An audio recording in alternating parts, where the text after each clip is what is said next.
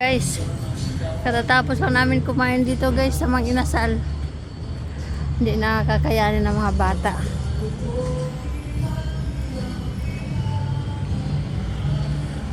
Wala kaming tulog guys. 24 hours na. And then wala pang almusal, tanghalian. Ngayon hapunan na. Kaya Mang Inasal guys kasi only rice. Si PG naka 8 kanin. Yan, Mang Inasal. 8 kanin. Si Princess naka 4. Si Jerry naka 5. Ay, hindi tayo pwede sa mga ganyan na kainan guys.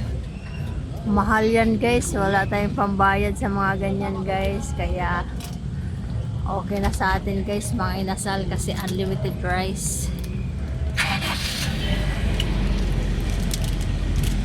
Kaya yan guys, pauwi na kami guys.